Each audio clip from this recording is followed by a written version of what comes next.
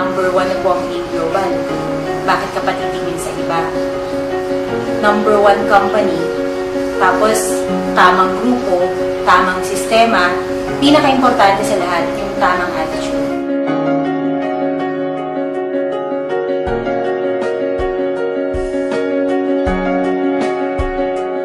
Good morning, AIM Global. I'm Christy Manalo, isa po sa produkto ng sistema ng AIM Global. Nag-start po ako sa negosyo 2007. Ang naka-invite po sa akin si Kuya E. But a little background, dati pong sa sales ako. Graduate ako ng mass comm, pero hindi ko nagamit yung natapos ko. So, pinasok ko yung insurance, credit card, postpaid. Naranasan ko rin po maging empleyado mga 2 taon. Pero naisip ko, ang pagyaman, wala sa pagiging empleyado eh. Kaya nung nakakita ko ng opportunity na kagaya nito, actually na-introduce sa akin ni Kuya D ang AIM noong 2007. That time, nangungutang pa lang siya sa akin. That time, evolution pa lang siya ng kahirapan. Pero nung nakita ko, unang-una, may sakit siya. May problem siya sa colon nun. Pero nung nagamit niya yung product, nakita niya yung laki ng improvement sa health niya until such time na talagang free of cancer na siya. Kaya sabi ko, wow, talagang nakakatulong yung product. Although before naman, nag-vitamins ako. Pero nung nakita ko yung produkto ng AIM Global, amazing. Sa dami ko ng testimonial. So nung na-introduce sa akin to ni Kuya E, nagustuhan ko yung kape, unang-una, kasi coffee lover ako. Pero nung nakita ko talaga na nagbago buhay niya, 360 degrees, doon po ako nag-inspire ng todo. Kaya, syempre, ginawa ko unang paraan. Kahit na nung time na yun, lubog ako sa utang, wala akong pera, nakapag-multiple accounts ako. Nag-start ako dito, 7 accounts, kasi alam ko na sa negosyo na to, para kumita ka talaga ng malaki, gusto mong mabilisan talaga, kailangan marami kang accounts. So, ginawa ko unang paraan. Good news, after 2.5 months lang, nakabili na rin po ako ng sarili kong kotse. Cash. So, pagkabili ko ng first car ko, doon na nagsimula yung mga kamag-anak ko na negative. Kinoconsider na nila na gawin yung business. Nakarating ako sa iba't ibang lugar. May mga kaibigan pa rin ako na hindi pa rin naniniwala. Pero nung dumating na po yung second car ko, exactly after 1 year, nakabili po ako ng Chevy Optra. Yung una ko kasi nabili ko Lancer. So, yung friends ko na nung una, iniisip nila na baka company car lang yan, baka pinigay lang as support sa mga distributor. This time around, talaga napatunayan ko na malaki talaga kitaan sa AIM Global. Kaya, nung exactly 2 years, nang mag-upgrade na naman ako, bumili ako ng Toyota Altis top of the line. Yun po yung pang third car ko na sa AIM Global. Grabe, di ba? Imagine, sino ba naman ako, ordinaryong tao lang. Pero because of this business, I became somebody. And siguro, yung iba, no, makikita nyo, talagang lagi nagpapalit ng sasakyan kasi yun ang buhay namin mga distributor eh. Pero nag-decide ako, sabi ko, this time around, uunahin ko muna yung pangarap ko para sa magulang ko. Kasi yung dad ko, nangungupahan lang. March 30 of 2012, nag-housewarming po kami dito sa Villa Feliza. It's just near SM Bacoor, along the highway. 120 yung sukat niya, 2 kwarto, may attic. Good investment. Ang ganda ng location. Kaya nung dinala ko dito dad ko, surprise ko sa kanya. Kasi sabi niya, ang ngiti ng magulang, hindi ko nababayaran ng pera. Kaya hindi ako bumili ng sasakyan na bago. Pero bumili naman ako ng bagong bahay para sa daddy ko. Pwede na, di ba? Kaya sabi ko nga, okay lang, nag-umpisa pa lang naman eh. Marami pa tong kasunod. Yun yung maganda doon. And nakita ko yung reaction niya, ako mismo natuwa. Ako mismo hindi ko ma-explain yung feelings ko. Dahil sa lahat ng resulta na nangyari sa akin dito sa AIM Global, ito talaga yung pinaka the best.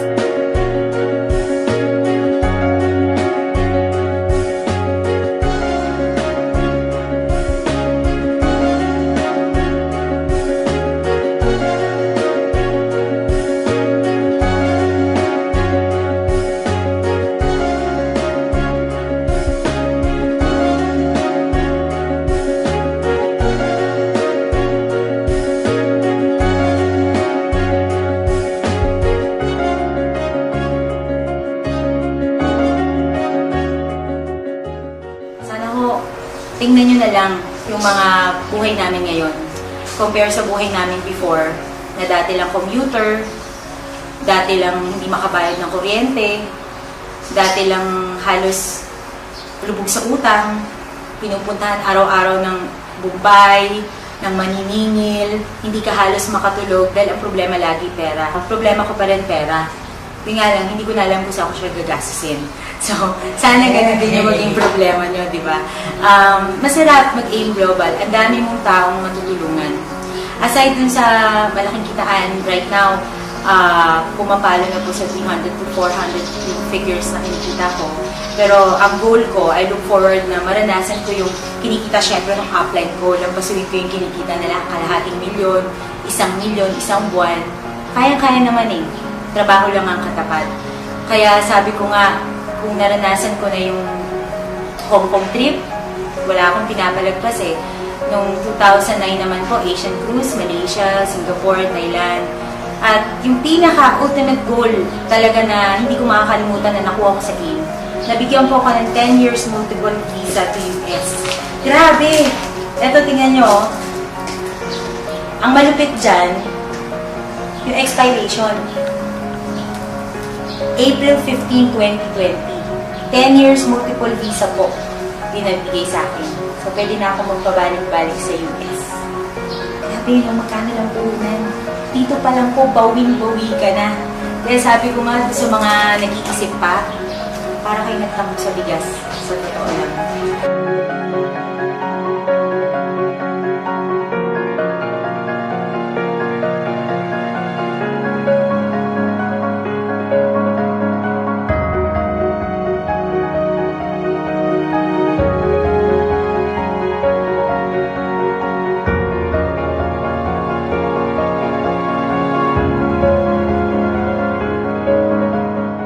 Lifestyle ko kapag wala akong ginagawa, no? Minsan, kung umuwi ako dito, ito po yung Eagle Ridge.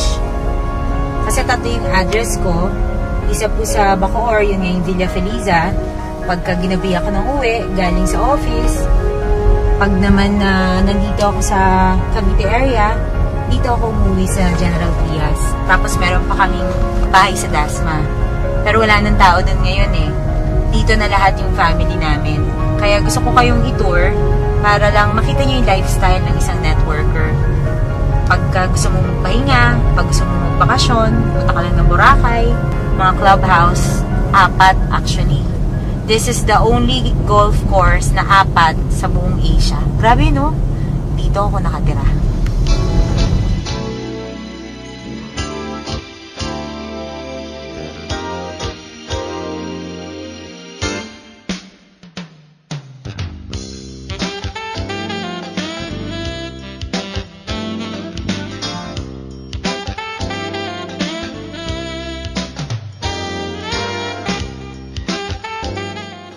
Ito yung living room namin dito sa Eagle Ridge. At ito yung anak ko. As a single mom, networker, napapag-aral ko yung anak ko sa isang exclusive school, St. Francis of Assisi. Ito siya, sa birthday lang. Graduate with honors. And at the age of 12, golfer na. Tawad, di ba? Ito naman yung parents ko. Wala sila ngayon, nasa UK. Ito yung mom ko, ito yung stepdad ko. Yan. So, kami yung mga magkakasama dito sa bahay. Nasa bakasyon lang sila ngayon. So, i-tour ko kayo sa labas. Ito yung golf cart ng anak ko. So, kapag ka-coating ako, ito yung ginagamit ko. Fortuner. Toyota Fortuner.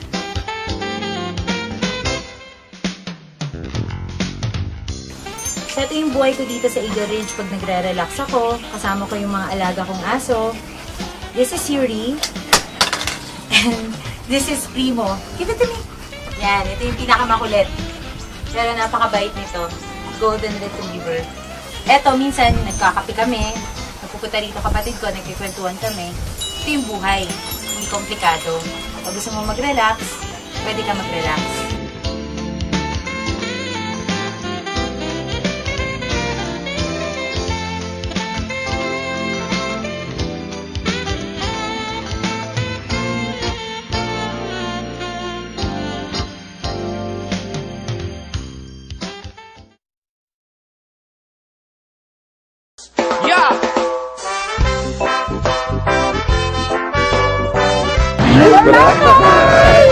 Ako nakakaganda, tingnan niyo naman. Ayun yung pupuntahan namin.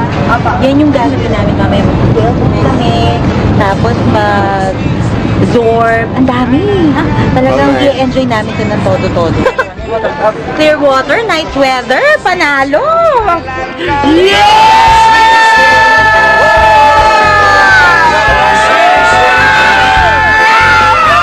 Sweetest thing, you're the sweetest thing. From Luzon, Visayas, Mindanao, 7,100 islands, beautiful places, beautiful faces, surrounded by the... Ay, dito na kami sa Altoria. Ang pinakamaganda, pinakabagong hotel dito sa Boracay Social. May drama talaga. Cheers! Welcome drink. Mike, gusto ko ganon. Ang laki naman yan, Heller. Tayo ngayon, eh. Thank you, Mayor.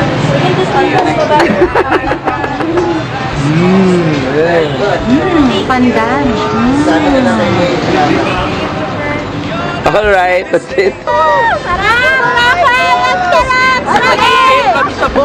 Introduce yourself. Good morning! Christy Manalo po. Inggitin lang kayo ng konti. Magpapakain kami ng fish ngayon tsaka mag-island hopping! Tumak ka, tumak. Yan, pink talaga kung pink ang laman. You can make me say Christy something. Manalo po. Sa piling ko lang visit!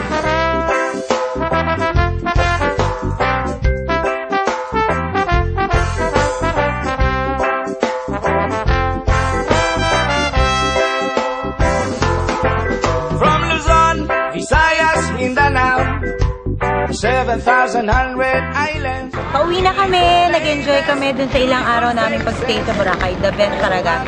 For sure, babalik kami dito. Everywhere I go, everywhere I look.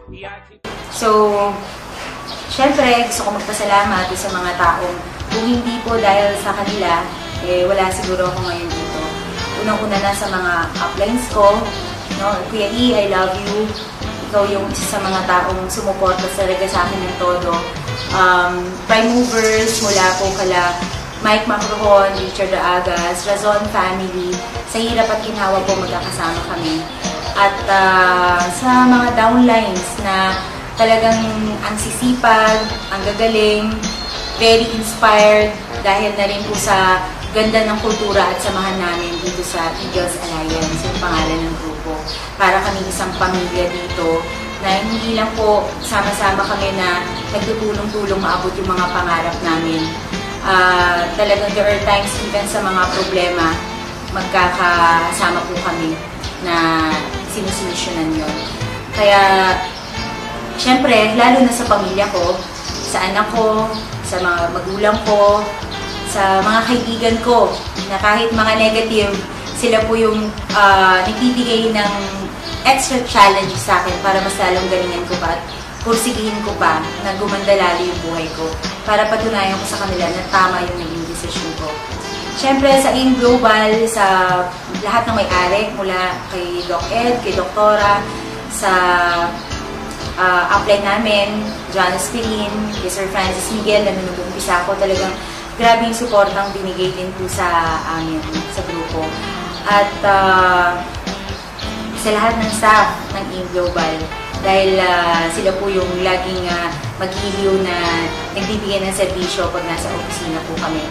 At even sa mga crosslines ko po na ginagawa rin yung negosyo, tumutulong sa amin, nag-i sa mga downlines, so para ma-inspire sila. At syempre, ang pinaka-importante sa lahat, si God. No?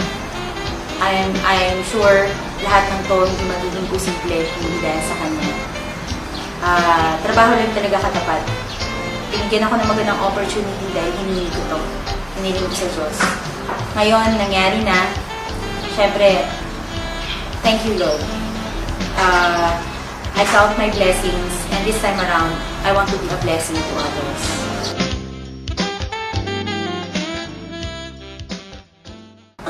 Ayun, maganda ng produkto kasi gumagamit nga ako. Ako din nagdagdag pang ako ng aking account kasi nagsimula ako with one account only. tuloy-tuloy lang na ginawa namin. So kasama ko, nagtutulungan kami ng anak ko. Itong M Global business ko ay ginagawa ko na bali part-time. Pero napakalaking tulong dahil napapag-aral ko yung dalawang anak ko na dalawang kolehiyo sa ngayon. At kumikita ako ng 10 to 20,000 a month. Itong bahay na ito ay actually isa sa mga pangarap din ng aking anak, si Christy.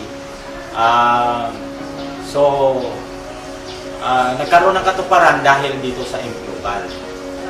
Yung location, napakaganda ng location ng bahay na ito, accessibility, at saka yung proximity sa SM Bacoor. So yan ang kagandahan ng resulta ng pagkapasok namin sa M Global. Sa mga magulang po, itong negosyo ay titingnan natin na makatulong sa mga anak natin at sa mga future generation. Kasi sa kanilang pagtatrabaho dito sa M Global, ang mga pangarap ay pwedeng magkaroon ng katuparan. Dahil sa yung M Global ay napakaraming distributor na naging milyonaryo at talagang binago ang buhay. So, isa na rin kami doon, lalo na yung aking anak na si Christy Manalo.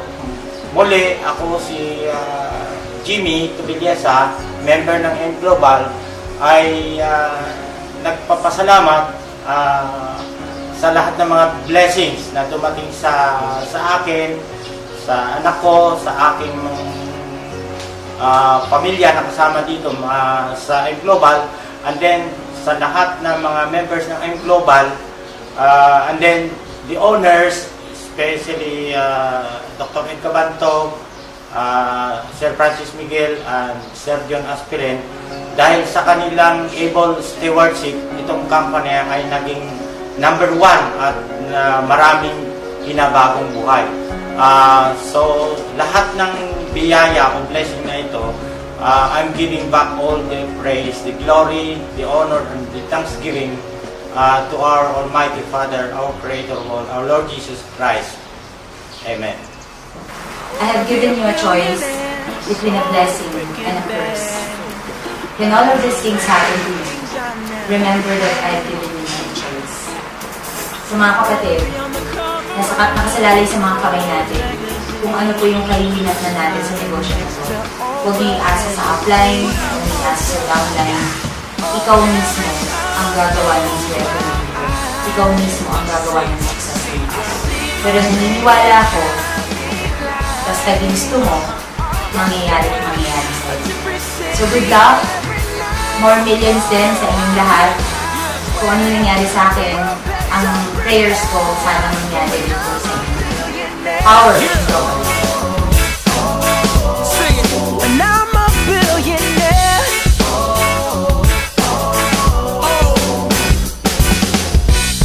I wanna be a billionaire so freaking bad.